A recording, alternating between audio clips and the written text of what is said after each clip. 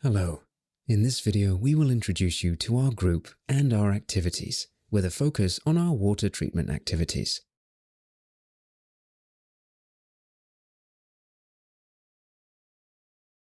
It all started in 1994 under the leadership of Mr. Turquet Ozon, who is passionate about the environment. He founded his French family company, Holding Ozon, and its subsidiary Nanotera Group, with international partners to develop and distribute technologies in all sectors related to the environment. Nanotera Group currently operates in 6 different areas of activity. For the first 3, water treatment, waste treatment, and clean energies. For the following 3, biosolutions, health, and environment. The focus of this video being water treatment, we will now present our water treatment technologies and what we can do with bubbles. The first difference between bubbles is their size. The latest ISO standards introduced clear classifications. We talk about microbubbles when the size is under 100 micrometers down to 1 micrometer. Ultrafine bubbles indicate all bubbles that are smaller than a microbubble. Finally, nanobubbles are specifically less than 100 nanometers. However, very often this term is used interchangeably with ultrafine bubbles. Depending on their size, bubbles behave differently in water. Thus, a macrobubble, ordinary bubble, will quickly rise to the surface. A microbubble, on the other hand, will rise slowly and shrink until it disappears completely. However, some microbubbles can become nanobubbles. Nanobubbles, for their part, have the amazing property of remaining stable in water. Let's have a look at the microbubbles first. Microbubbles are infinitely small, measured in microns. Individually, they are invisible to the naked eye. However, when injected in large quantities into water, they act like a milky liquid, like what you can see in the video. As we have seen, the microbubbles shrink and then disappear. By disappearing, they transfer all the gas they contain into the liquid where they are injected. We have also seen that some of the microbubbles transform into nanobubbles. By disappearing, the microbubbles also create free radicals which have a strong purifying power. Here we are on Japanese television, where we demonstrated in front of a team of scientists the effect of oxygenation and sanitization of our devices on polluted greenhouse irrigation water. We put the water in a tank and introduced goldfish to observe their reaction. We see, at first, that they have difficulty breathing in the polluted water, which is poor in oxygen. We then injected air microbubbles. Right after the injection of the microbubbles, we see that the water has been purified. It has become clear again and the various pollutants have risen to the surface. In addition, the fish regained normal breathing due to the improvement of the oxygen level in the water. Here, an example of the use of microbubbles in an industrial effluent treatment center in Japan.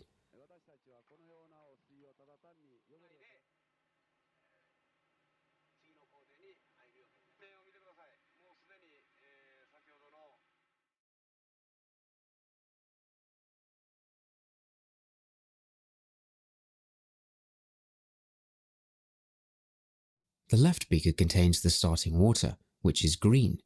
The beaker on the right contains the water treated with microbubbles. It appears to be white at first, but as the microbubbles dissolve, it eventually becomes clear.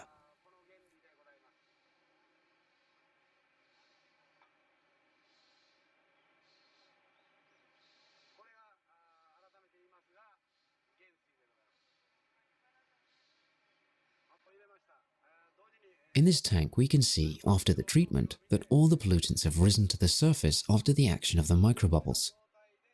The layer of pollutants can then be mechanically removed or electromechanically, as in this case. In this center, they then transform the layer into fertilizer through another process.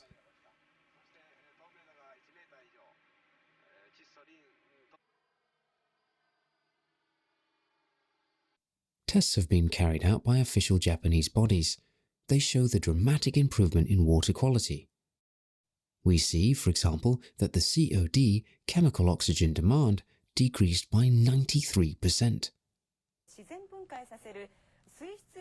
Here is another of our television appearances. Here, we are at the site of a thermal power station in South Korea. Residents complained of bad odors caused by algae and cyanobacteria in the ash pond. We treated the pond with our nanomizers, which generate a mixture of microbubbles and nanobubbles. Here is the nanomizer that we used. In these images, we can see the algae on the surface. As for the first two examples, they agglomerated and rose to the surface. They were then removed mechanically. Now, we briefly show you two examples of the use of ultrafine bubbles in the sea.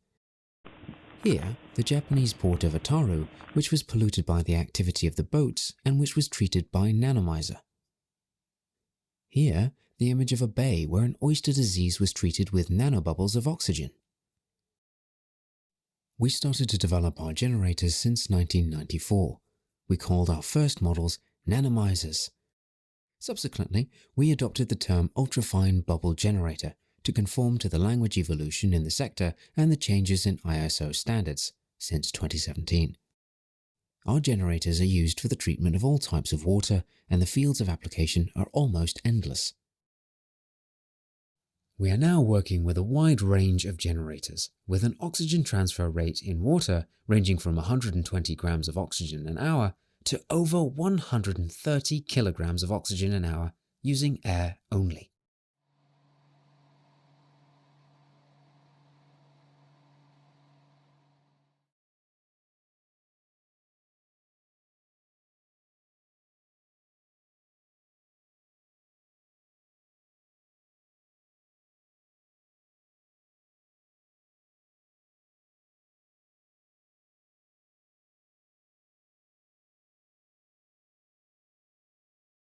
After 20 years of experience in Japan, China, and the countries of Southeast Asia, in 2016 we decided to expand into the Middle East by exhibiting our technologies in one of the most important trade fairs in the world in the field of the environment. We exhibited as part of the Sustainability Week in Abu Dhabi in the exhibition dedicated to water treatment technologies, the International Water Summit. This fair brought together policymakers, scientists, and business leaders to collaborate on the issue of sustainability of water resources in the Middle East, in arid regions, and around the world. Since this show was part of a broader event related to sustainability, we exhibited a fairly wide range of technologies, and not just our water technologies. Here you see, for example, an organic waste treatment system by ionization, a world first. On these monitors, we showed different waste treatment factories set up in the world using various waste-to-energy systems distributed by us. Here you can see some of the products that we have developed for wellness and health. Here you see our plant-based solutions that we have developed to replace polluting chemicals in the healthcare, food, domestic, cosmetic, industrial, and animal care industries. In this sequence, we see some examples of the technologies that we have developed in the field of renewable energies. Now we are going to see our ultrafine bubble generators, which we started to develop in 1994. This is our nanomizer. This is another version of the nanomizer. This is the lab version of the technology which is used to produce bottled water with oxygen or hydrogen nanobubbles.